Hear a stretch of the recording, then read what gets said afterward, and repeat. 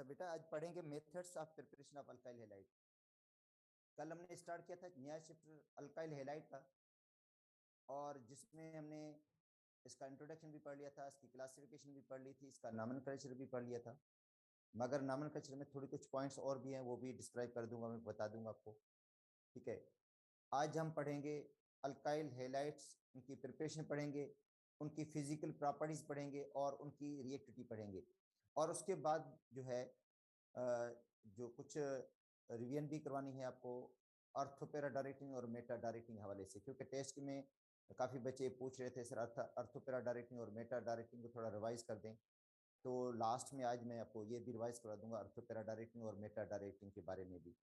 ठीक है, तो स्टार्ट जो करते हैं वो है method of preparation of alkyl halide, कि अल्काइल जो हैलाइड्स हैं उनको हम किस तरह प्रिपेयर करेंगे, कौन से मेथड्स हैं इनको प्रिपेयर करने के। तो alkyl halides are prepared from alcohol, alkane and alkene. देखो, एक तो उनको अल्कोहल से हम बनाते हैं बेटा, एक अल्कोहल से इनको बना सकते हैं, दूसरा अल्कीन से हम बना सकते हैं, तीसरा अल्केन से भी इनको हम बना सकते हैं। ठीक है, तो स्टार्ट जो करते हैं वो अल्कोहल से है, फिर हम अल्कोहल के अल्कोहल से हम किस तरह अल्काइल हैलाइड्स को प्रिपेयर करेंगे। तो फर्स्ट है बेटा फ्रॉम अल्कोहल,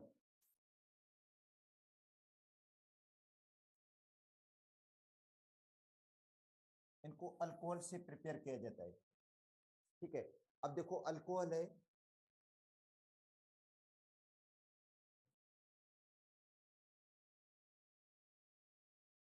ROH, जनरली तो अल्कोहल को हम ROH लिखते हैं, प्लस हेलोजन एसिड, ये हेलोजन एसिड है,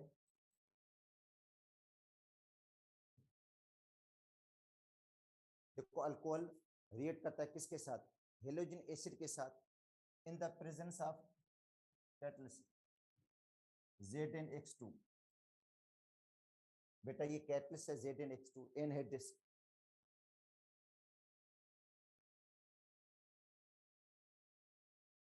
एनहेड्रिस ZnH2 कैटलिस्ट होगा। तो OH और H, ठीक है, OH और H ये आपस में कंबाइन हो जाएंगे, वाटर बन जाएगा, और R मिलेगा किसके साथ, X के साथ, तो बन जाएगा RX अल्काइल हैलाइड।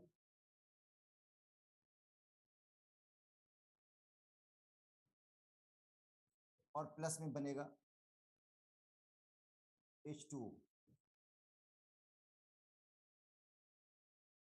ठीक है, तो ये है अल्कोहल से।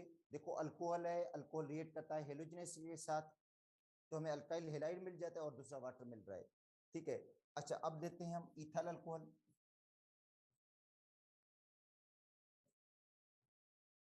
Plus HCl hydrochloric acid. बेटा इथाइल अल्कोहल है, रिएक्ट करता है हाइड्रोक्लोरिक एसिड के साथ, in the presence of ZnCl2, ZnCl2।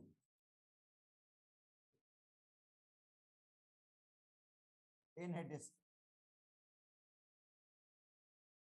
अब OH और H मिलकर वाटर बनाएंगे और बन जाएगा इथाइल क्लोराइड।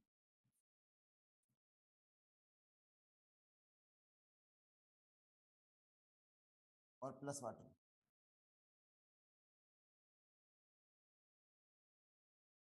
ठीक है, अच्छा अब उसके बाद है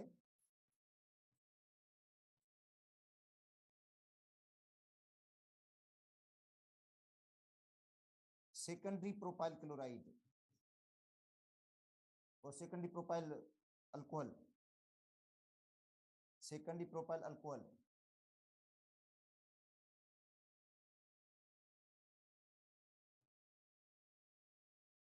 या 2-प्रोपेनोल। बेटा सेकेंडरी प्रोपाइल अल्कोहल है, प्लस HCl,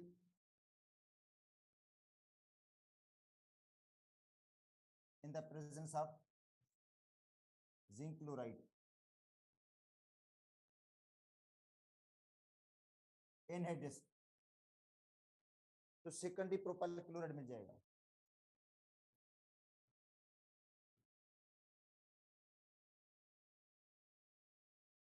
और प्लस बनेगा वाटर।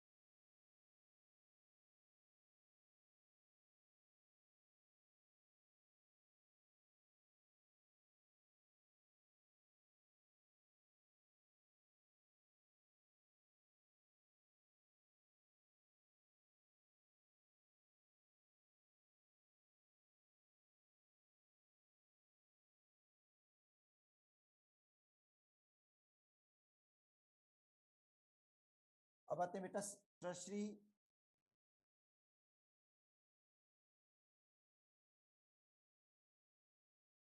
ब्यूटाइल अल्कोहल है,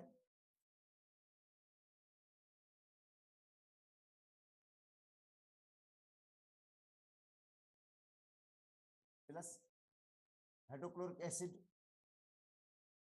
in the presence of zinc chloride, anhydrous, तो OH डिस्प्लेस हो जाएगा, इसकी जगह पे Cl लग जाएगा। देखो OH की जगह पे Cl लग जाएगा।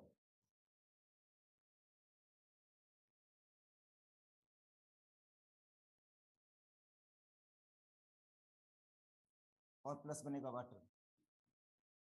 अब बात है इनका ऑर्डर ऑफ रिएक्टिविटी।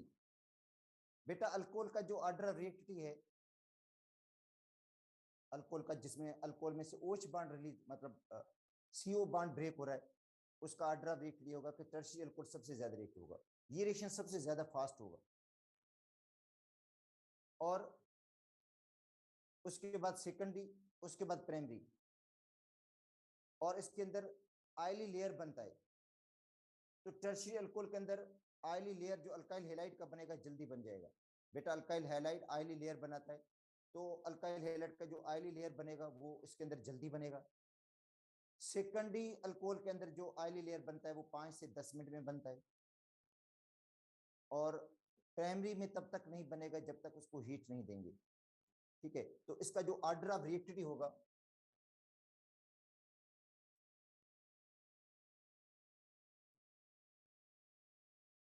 ये होगा 3 degree alcohol, then 2 degree alcohol, then 1 degree alcohol. ये बेटा इसका ऑर्डर ऑफ रिएक्टिविटी है। अच्छा, कौन सा बॉन्ड ब्रेक हो रहा है अल्कोहल का? देखो O और H का बॉन्ड ब्रेक हो रहा है।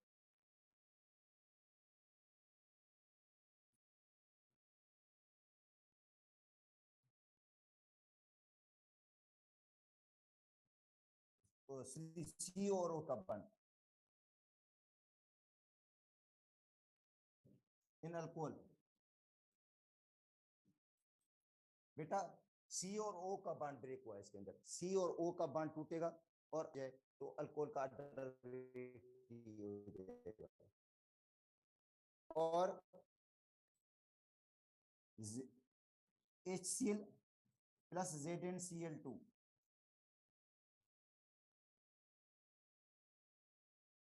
जो एनहाइड्रस हैं, ठीक है, इनको कहते हैं ल्यूकास रिएजेंट। अच्छा, तो ल्यूकास जो रिएजेंट है ये प्राइमरी, सेकेंडरी या टर्शियरी अल्कोहल को अलग भी करता है, क्योंकि इसके अंदर रिएक्शन फास्ट होगा।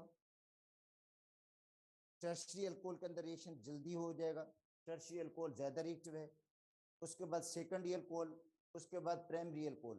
तो टर्शियरी अल्कोहल के अंदर ऑयली लेयर इमीडिएटली बनेगा।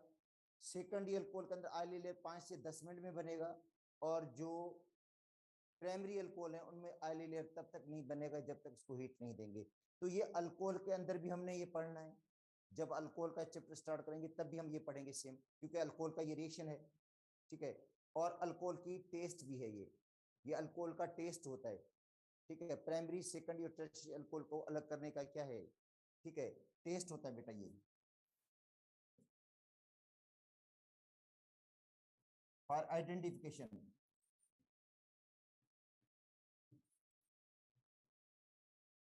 Of primary secondary and tertiary alcohol, इनको आइडेंटिफाई करता है ये test.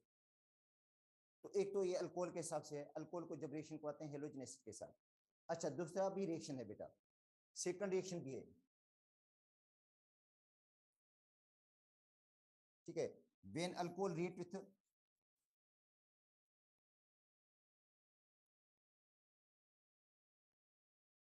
Thionyl chloride, alcohol react करेगा थायोनाइल क्लोराइड के साथ in the presence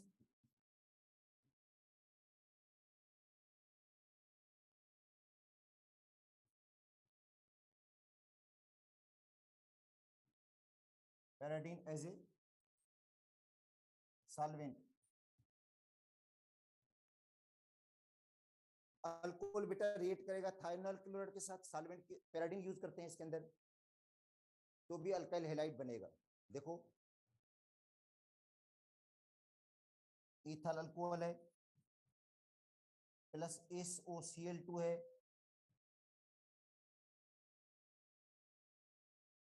thionyl chloride है ये,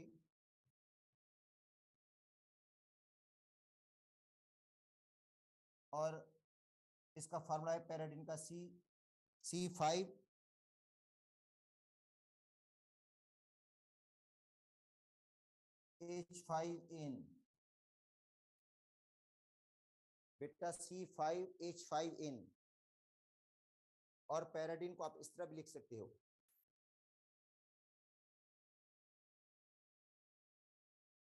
बेटा हेटेरोसाइक्लिक है ये।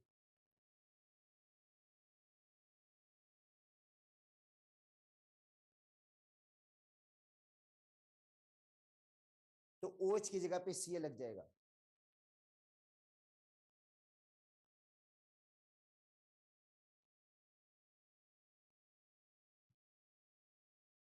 अच्छा, प्लस बनेगा HCl गैस, और दूसरा बनेगा सल्फर डाइऑक्साइड।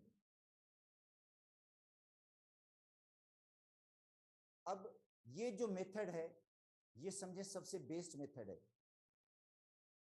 बेटा, ये मेथड सबसे बेस्ट होता है।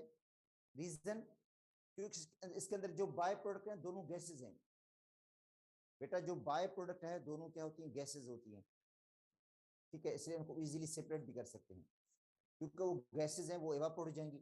HCl भी गैस है, हाइड्रोक्लोरिक एसिड गैस होती है, सल्फर डाइऑक्साइड भी क्या है, गैस है, तो वो एवापोरेट हो जाएंगी, तो इजीली हमें प्रोडक्ट मिलेगा। तो बेस्ट मेथड ये होगा इसका।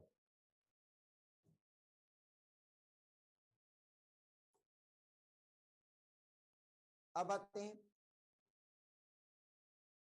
बेटा जो दूसरा मेथड है,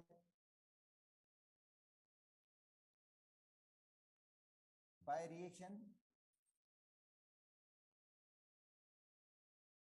of alcohol with PCl3, PCl5, PBr3, PI3, ये हम यूज कर सकते हैं। देखो इथाइल अल्कोहल है,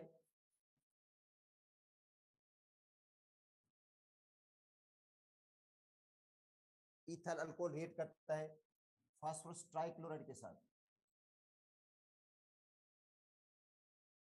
PCl3 के साथ, तो OH की जगह पे Cl लग जाएगा।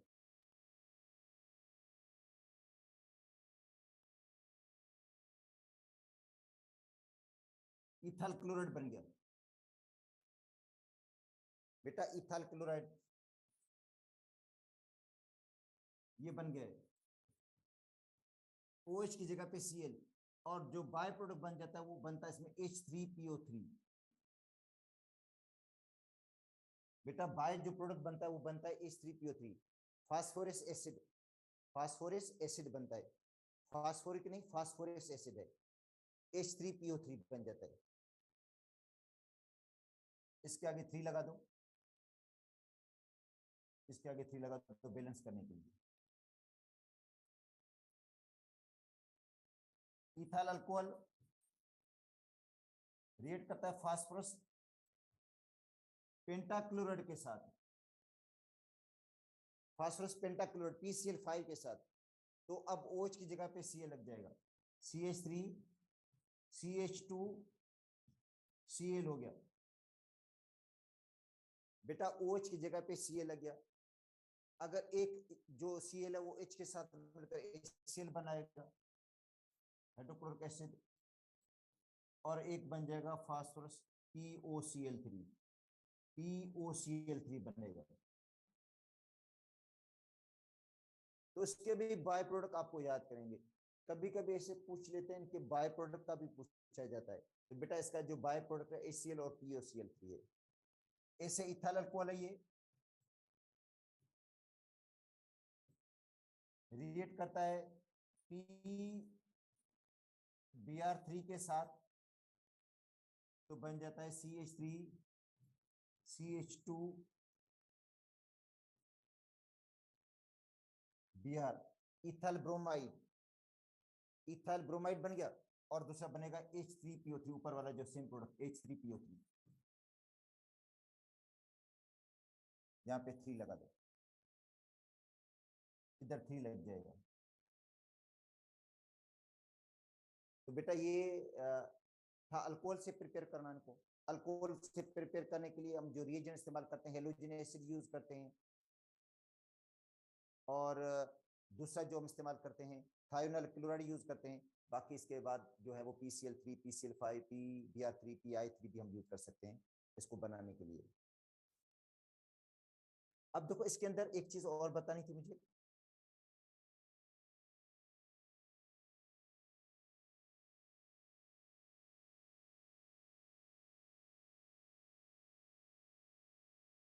टर्शरी अल्कोहल के हवाले से,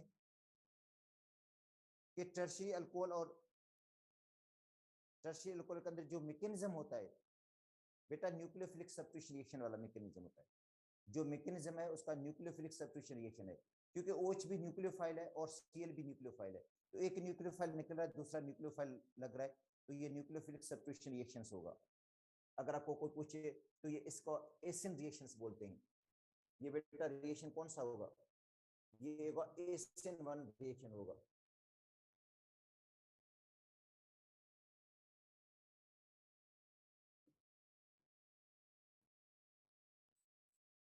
इसका मैकेनिज्म जो है एसिन 1 वाला होता है, न्यूक्लियोफिलिक सब्स्टिट्यूशन रिएक्शन, और ये यूनिमॉलिक्यूलर है। तो इसके अंदर आपको मैं पढ़ा भी दूंगा। वैसे जनरली मैं आपको बता रहा था इसकी जगह दूसरा नेगेटिव आयन Cl लग जाता है। बेटा OH की जगह पे Cl लग जाता है, OH उसकी जगह पे Cl लगा, तो यह है न्यूक्लियोफिलिक सब्स्टिट्यूशन रिएक्शंस।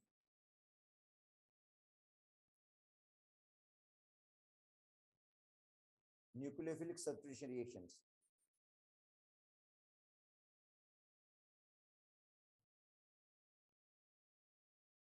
कि भाई एक न्यूक्लियोफाइल के डिस्प्लेसमेंट और उसकी जगह पे दूसरा न्यूक्लियोफाइल रख रहा है। तो न्यूक्लियोफिलिक सब्स्टिट्यूशन के फिर मैकेनिज्म है SN1 SN2, SN1 भी है, दूसरा क्या है SN2 भी है। चलो वो इसके अंदर ही हम पढ़ेंगे, तो भी हम तफसील डिस्कस कर लेंगे इसके बारे में। जस्ट मुझे बताना था कि ये न्यूक्लियोफिलिक सब्स्टिट्यूशन रिएक्शन है। तो बेटा एक तो ये मेथड हो गया इसको प्रिपेयर करने का। सेकंड जो मेथड है, मतलब जो हम कहते हैं बी, ये तो अल्कोहल से खत्म हो गया। अब आते हैं फ्रॉम अल्कीन।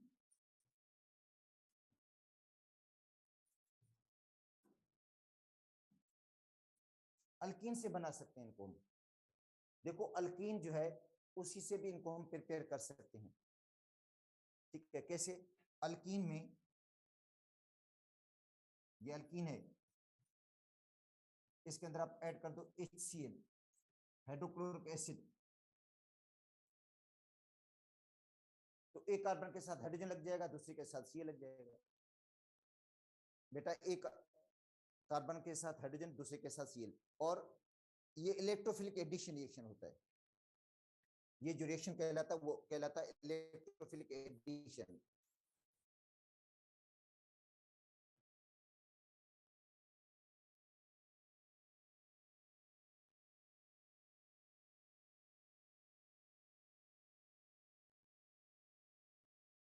बेटा इलेक्ट्रोफिलिक एडिशन रिएक्शन कहलाता है, और इसका जो मैकेनिज्म होगा उसमें इलेक्ट्रोफाइल पहले अटैक करता है, इलेक्ट्रोफाइल पहले अटैक करेगा। ठीक है, इलेक्ट्रोफाइल जो होता है वो पहले अटैक कर लेता है। देखो, और कार्बोकेटाइन बन जाता है। इलेक्ट्रोफाइल ने पहले अटैक कर दिया, क्या बन गया? कार्बोकेटाइन। अब उस कार्बोकेटाइन पे Cl अटैक करेगा। ठीक है, मैं इसकी चार्ज तो मिटा देता हूं। अब यहाँ पे Cl अटैक करेगा,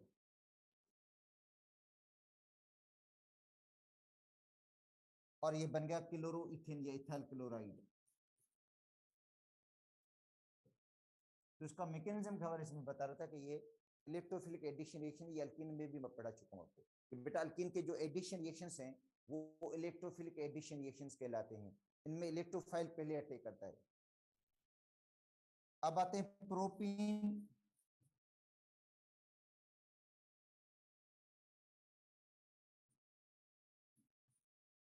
इसमें HBr ऐड कर रहे हैं प्रोपीन के अंदर, HBr। तो अब देखो ये प्रोपीन असिमेट्रिकल मॉलिक्यूल है, असिमेट्रिकल अल्कीन है। ये सिमेट्रिकल अल्कीन, बेटा ये सिमेट्रिकल अल्कीन है, ये असिमेट्रिकल अल्कीन है। तो असिमेट्रिकल अल्कीन के अंदर जो दूसरा मॉलिक्यूल आप ऐड कर रहे हैं वो भी असिमेट्रिकल है। देखो H है और दूसरा Br है, HBr, ये असिमेट्रिकल मॉलिक्यूल हो गया। और अल्कीन खुद असिमेट्रिकल है क्योंकि जिस कार्बन के साथ डबल बॉन्ड है, ठीक है, जिस कार्बन के साथ डबल बॉन्ड है उस कार्बन के साथ इधर 2 हाइड्रोजन लगी हुई है, इधर 1 हाइड्रोजन है, और इस कार्बन के साथ जो डबल बॉन्ड लगा यहाँ इसके साथ भी 2 हाइड्रोजन है, ये भी 2 हाइड्रोजन है। तो ये सिमेट्रिकल है, ये बेटा मॉलिक्यूल सिमेट्रिकल है क्योंकि इस कार्बन के साथ भी 2 हाइड्रोजन है, इस कार्बन के साथ भी 2 हाइड्रोजन है। मगर ये मॉलिक्यूल असिमेट्रिकल है, जिनमें एडिशन होनी है, जिन कार्बन में एडिशन होनी है वो असिमेट्रिकल है क्योंकि इसके साथ 1 हाइड्रोजन लगी हुई है, इसके साथ 2 हाइड्रोजन। तो यहाँ पे अप्लाई होता है मार्कोनिस रूल।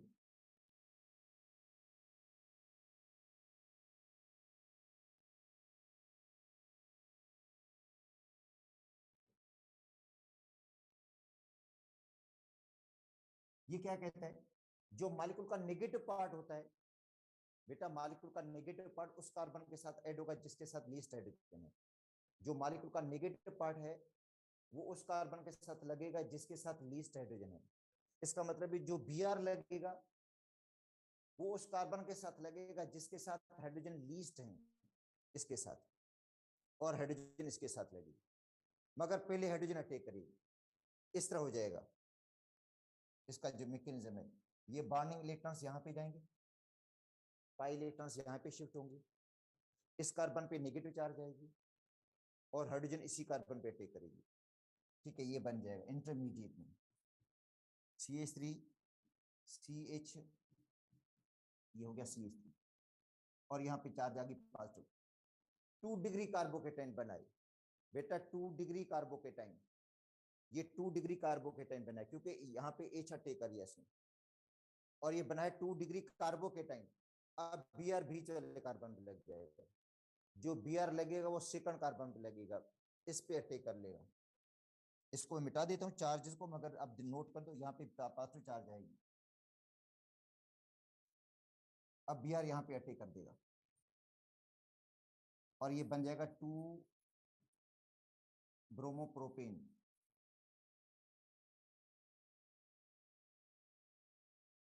2 ब्रोमोप्रोपेन बन जाएगा, 2 ब्रोमोप्रोपेन।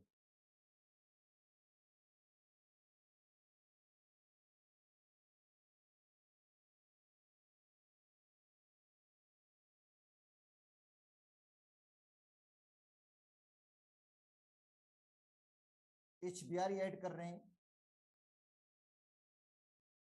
मगर मगर परऑक्साइड की मौजूदगी में। बेटा परऑक्साइड की मौजूदगी में याद कर लो परऑक्साइड क्या करता है। अच्छा ये देखो, ये दोनों रिएक्शन जो थे हमने पहले पढ़े थे, ये इलेक्ट्रोफिलिक एडिशन है।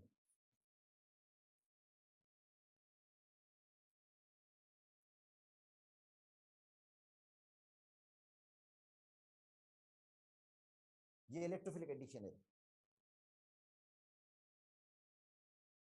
मगर परऑक्साइड की मौजूदगी में जो HBr है वो फ्री रेडिकल बनाएगा।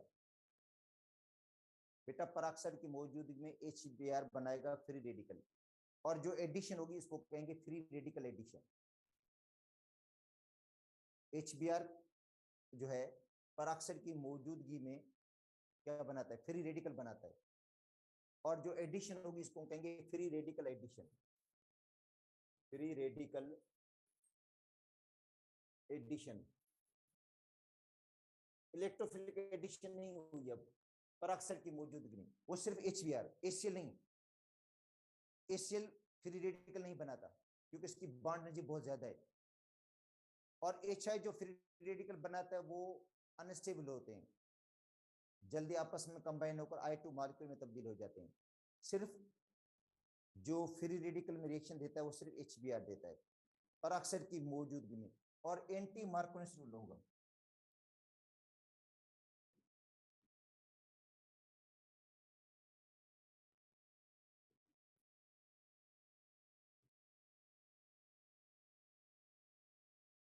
जो बेटा आपने अभी पढ़ा था मार्कोनिस रूल, उसके एंटी लगेगा।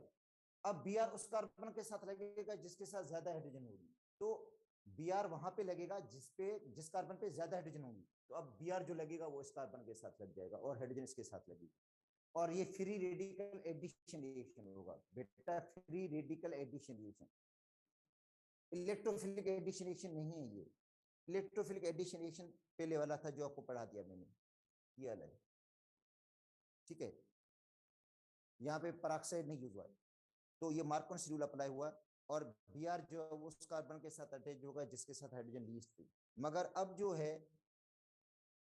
Br उस कार्बन के साथ लगेगा जिसके साथ ज्यादा हाइड्रोजन होंगी, यहाँ पे बन जाएगा CH3 CH2 CH2Br हो जाएगा। Br उस कार्बन के साथ लगेगा जिसके साथ ज्यादा हाइड्रोजन है। बेटा एडिशन इन कार्बन में होगी, एडिशन जो होगी इन कार्बन के अंदर होगी, तो Br इस कार्बन के साथ लगेगा, हाइड्रोजन इस कार्बन के साथ लगेगा, और ये फ्री रेडिकल एडिशन होगी।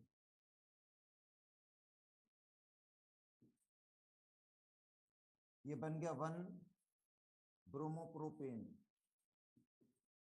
1 ब्रोमोप्रोपेन हो गया, 1 ब्रोमोप्रोपेन।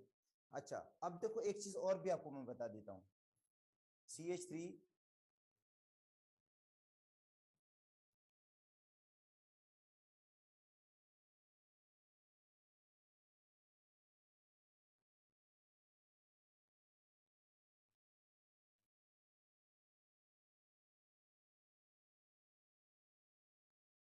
ये है मॉलिक्यूल। अब इसके अंदर हम ऐड कर रहे हैं HBr,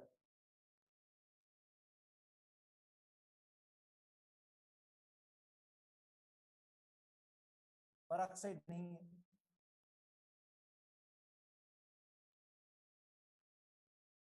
बेटा पेरोक्साइड तो नहीं है ये इसके अंदर, ठीक है। तो मार्कोनिस रूल के तहत एडिशन होगी। अब क्या होगा, इसके अंदर पहले बनता है कार्बोकेटाइन, बेटा कार्बोकेटाइन बनता है इसके अंदर, और कार्बोकेटाइन के अंदर रीअरेंजमेंट भी होती है।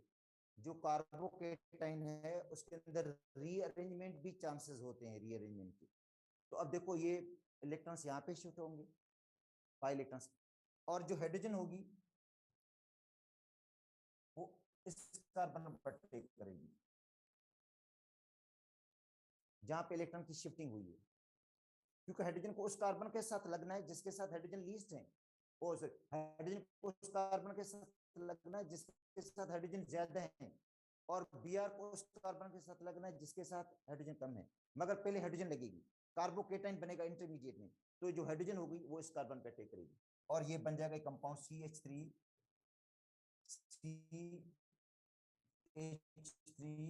ऊपर H, नीचे H लगा हुआ है इधर, ठीक है, CH हो गया, बॉन्ड टूट गया इसका, CH3 हो गया ये, और इसके ऊपर पॉजिटिव चार्ज आएगी। बेटा देखो पॉजिटिव चार्ज इस कार्बन पे आएगी क्योंकि हाइड्रोजन यहाँ पे अटैक होगी, तो ये कार्बोकेटाइन बना 2 डिग्री कार्बोकेटाइन।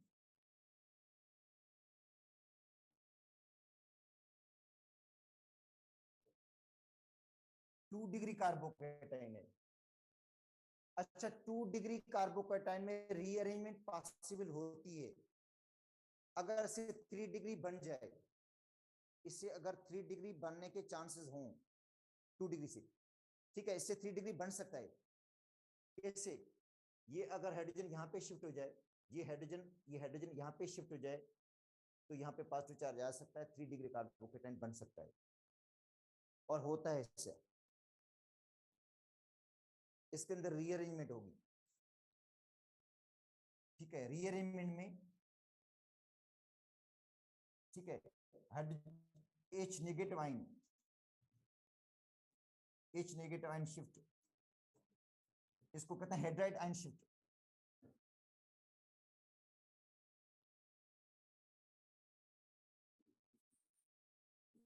यहां से H नेगेटिव आयन निकलेगा बेटा, यहां से H नेगेटिव आयन निकलेगा, H नेगेटिव आयन निकलकर यहां पे लगेगा, तो उसके ऊपर पॉजिटिव चार्ज खत्म हो जाएगी और पॉजिटिव चार्ज यहां पे आ जाएगी, ठीक है। तो 1,2 H नेगेटिव आयन शिफ्ट होगा, ठीक है, यहां से H नेगेटिव आयन शिफ्ट हो जाएगा, यहाँ पे आ जाएगा। तो अब देखो ये बन जाएगा CH3, C ऊपर CH3, और ये हाइड्रोजन आयन यहाँ पे आ गया, ठीक है, तो ये क्या बन जाएगा, CH2 बन जाएगा, CH3, और पॉजिटिव चार्ज यहाँ पे आ गया, और ये बन गया 3 डिग्री कार्बोकेटाइन। तो 2 डिग्री कार्बोकेटाइन से 3 डिग्री कार्बोकेटाइन बेटा बनता है अगर इंटरमीडिएट में कार्बोकेटाइन बनाए तो। इंटरमीडिएट में अगर कार्बोकेटाइन है तो 2 डिग्री से 3 डिग्री की शिफ्ट बन सकता है, शिफ्टिंग हो जाती है, तो ये बन गया 3 डिग्री कार्बोकेटाइन।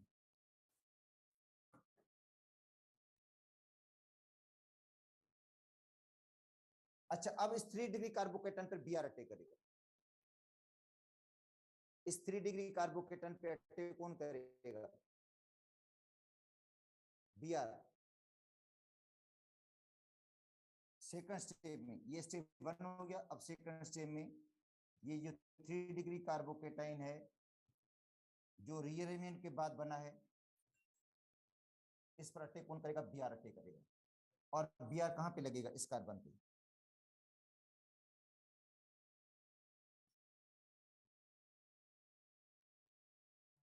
बेटा यहाँ पे Br लग जाता है,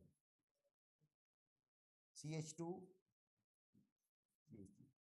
और जो कंपाउंड बनेगा फाइनली वो बनेगा 2 ब्रोमो 2 मिथाइल ब्यूटेन। देखो ये बताने का मकसद यही था कि एलिमिनेशन रिएक्शन के अंदर जो E1 होता है और SN1 उनके बीच में कार्बोकेटाइन बनता है, इंटरमीडिएट कार्बोकेटाइन होता है। E1 का मैकेनिज्म ये अल्काइल हैलाइड के अंदर हमने पढ़ना है, अल्काइल हैलाइड का जो E1 का मैकेनिज्म बेटा, एलिमिनेशन रिएक्शन का E1 का मैकेनिज्म और SN1 का, इन दोनों स्टेप्स के अंदर इंटरमीडिएट कार्बोकेटाइन बनता है, कार्बोकेटाइन, और उस कार्बोकेटाइन में रीअरेंजमेंट के चांसेस होते हैं अगर हो जाए तो। अगर उसके अंदर चांसेस का मतलब है अगर 2 डिग्री से 3 डिग्री के चांसेस हैं तो, अगर नहीं है चांसेस तो ठीक है, नहीं होगी। फिर ये बेटा चांसेस भी है कि अगर रीअरेंजमेंट के चांसेस हैं तो हो सकती है, अदरवाइज रीअरेंजमेंट नहीं होगी, हर जगह रीअरेंजमेंट नहीं होती है, मगर यहाँ पे चांसेस था, ये 2 डिग्री कार्बोकेटाइन था, और उसके साथ वाला कार्बन जो था अगर वहां से हाइड्रोजन निकल जाती तो ये 3 डिग्री बन सकता है, इसलिए फिर हाइड्रोजन यहां से शिफ्ट हुई है। अगर यहाँ पे मिथाइल होता तो मिथाइल भी शिफ्ट हो जाता। यहाँ पे अगर मिथाइल ग्रुप होता, यहाँ पे हाइड्रोजन की जगह पे CH3 होता तो CH3 यहाँ पे शिफ्ट हो जाता और पॉजिटिव चार्ज यहाँ पे आ जाता। तो मिथाइल की भी शिफ्टिंग हो जाती है, हाइड्रोजन की भी शिफ्टिंग होती है। बेटा मिथाइल भी शिफ्ट होता है और हाइड्राइड आयन भी शिफ्ट होता है, ये मैं बता देता हूँ आपको। और रीअरेंजमेंट होती है कार्बोकेटाइन की, इसलिए मैंने अभी बताया आप लोगों को कि SN1 और SN1 और E1 के मैकेनिज्म के अंदर कार्बोकेटाइन इंटरमीडिएट बनता है। यहां भी तो कोई इंटरमीडिएट बना है कार्बोकेटाइन, इधर भी इंटरमीडिएट बना है। तो एडिशन रिएक्शन में जो इलेक्ट्रोफिलिक एडिशन रिएक्शंस हैं उसके अंदर भी इंटरमीडिएट कार्बोकेटाइन बनता है, बना है, इंटरमीडिएट कार्बोकेटाइन बना, तो कार्बोकेटाइन के अंदर रीअरेंजमेंट पॉसिबल है। तो समझे ये 3 जगह पे यूज होगा। एडिशन रिएक्शन में जो इलेक्ट्रोफिलिक एडिशन रिएक्शंस होते हैं अल्कीन के, उसके अंदर भी हो रहा है ये, अभी पढ़ा है, पढ़ भी तो हो ही रहे हैं ना आप लोग। बन तो अल्काइल हैलाइड रहा है, बना तो अल्काइल हैलाइड ही है, मगर ये मकसद समझने का ये था कि ये एक जगह नहीं काम आएगा आपको रीअरेंजमेंट वाला, ठीक है। ये आपको E1 में भी काम आएगा, ये आपको SN1 के अंदर भी काम आएगा। Rearrangement of the carbocation, carbocation की रीअरेंजमेंट। कार्बोकेटाइन आपको पता है कि टर्शरी सबसे ज्यादा स्टेबल होता है, कल पढ़ाया था हमने कि टर्शरी कार्बोकेटाइन सबसे ज्यादा स्टेबल है, इसलिए टर्शरी कार्बोकेटाइन बन के देखो शिफ्टिंग हो गई, ठीक है। तो एक बेटा ये था अल्कीन से। अब आते हैं अल्केन से।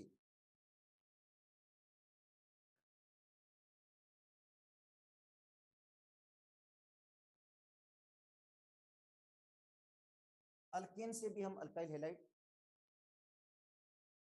बना लेते हैं, ठीक है। जैसे मीथेन है plus chlorine in the diffuse sunlight,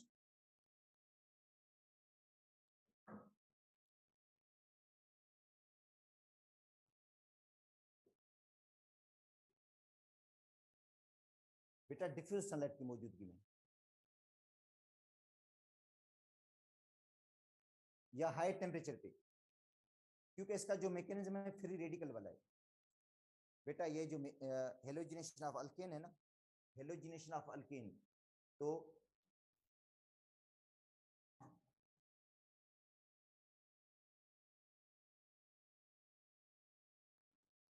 halogenation of alkane is free radical.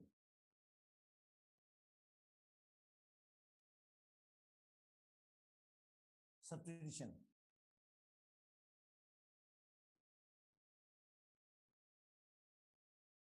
बेटा फ्री रेडिकल सब्स्टिट्यूशन रिएक्शन है, फ्री रेडिकल्स बनते हैं।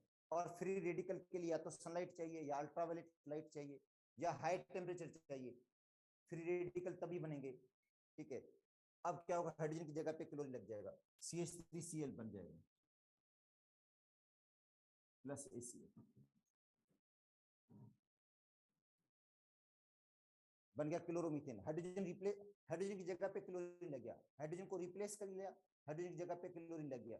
मगर ये मैकेनिज्म जिसका है वो फ्री रेडिकल चेन रिएक्शन वाला है, फ्री रेडिकल सब्स्टिट्यूशन रिएक्शन वाला मैकेनिज्म होता है इसका। तो बन गया क्लोरोमीथेन। मगर ये रिएक्शन रुकेगा नहीं यार, आगे भी प्रोसीड करेगा, ठीक है, आगे भी प्रोसीड करता है ये रिएक्शन। तो CH3Cl plus chlorine,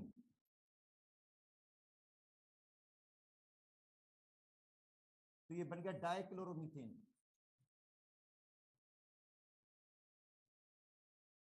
plus HCl, और फिर ये रिएक्शन आगे प्रोसीड करेगा। ये ट्राइक्लोरोमीथेन, बेटा सब्स्टिट्यूशन फर्दर होती जाएगी, हाइड्रोजन 1 बाय 1 रिप्लेस होती जाएगी और हेलोजन लगता जाएगा प्लस HCl,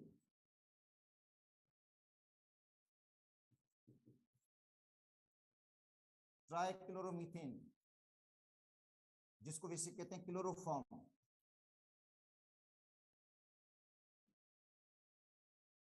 ये लिक्विड में मिलेगा आपको, वो दोनों गैसेज हैं, ये दोनों गैसेज हैं, ये लिक्विड में। इसका मतलब है हेलोजन की सब्स्टिट्यूशन बढ़ने से उसकी स्टेट पे भी फर्क पड़ रहा है, ये लिक्विड फॉर्म मिलेगा आपको। वो दोनों गैसेज हैं, CH3 CHCl3 प्लस क्लोरीन, ये बन जाएगा CCl4 प्लस HCl, टेट्राक्लोरोमीथेन, टेट्राक्लोरोमीथेन, ठीक है। और या कार्बन टेट्राक्लोराइड भी पढ़ते हैं इसको, CCl4 को कार्बन टेट्राक्लोराइड, ये भी लिक्विड में होता है। मगर जो हम अल्काइल हेलाइड बना रहे थे वो तो नहीं मिला हमें, इसमें तो मिक्सचर मिल गया हमें, मोनो हेलो अल्केन भी है, डाई भी है, ट्राई भी है, और ये फर्दर प्रोसीड कर गया, मोनो हेलो अल्केन तो आगे कन्वर्ट हो गया, बना तो था मगर वो आगे क्या हो गया, कन्वर्ट हो गया। इसका मतलब है इसमें आपको मिक्सचर मिलेगा, mono di tri, pure alkyl halide नहीं मिलेगा। इस तरीके से आपको प्योर अल्काइल हेलाइड नहीं मिलेगा बेटा, pure alkyl halide is not found.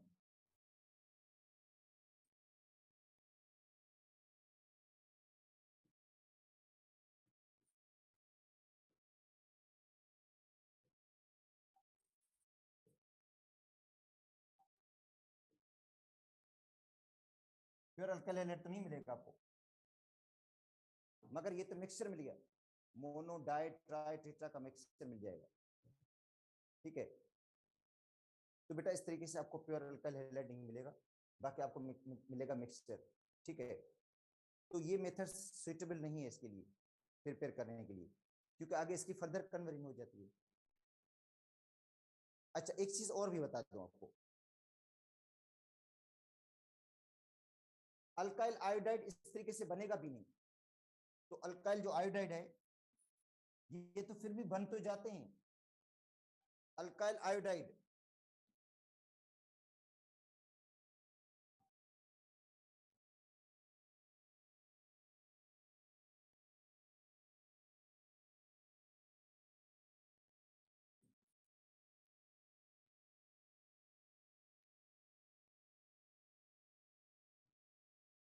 ठीक है, अल्काइल आयोडाइड इस तरीके से बनेगा भी नहीं।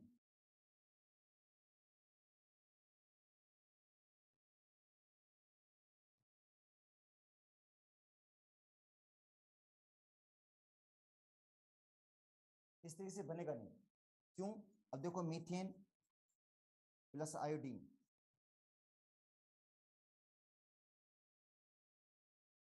इसका रिएक्शन रिवर्सिबल होता है, मिथाइल आयोडाइड बन जाता है और प्लस बनता है HI। एक तो आयोडीन का रिएक्शन स्लो होता है, ठीक है, दूसरा रिएक्शन ये रिवर्सिबल है, और HI स्ट्रांग रिड्यूसिंग एजेंट है। HI बेटा स्ट्रांग रिड्यूसिंग एजेंट जो उसको वापस रिड्यूस कर देगा।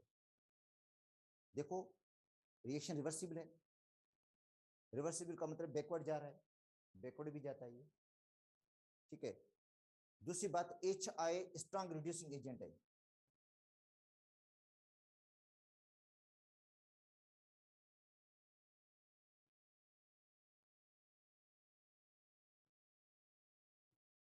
HI क्या बेटा स्ट्रांग रिड्यूसिंग एजेंट है, जो वापस उसको कन्वर्ट कर देगा, वापस अल्केन में कन्वर्ट कर देगा।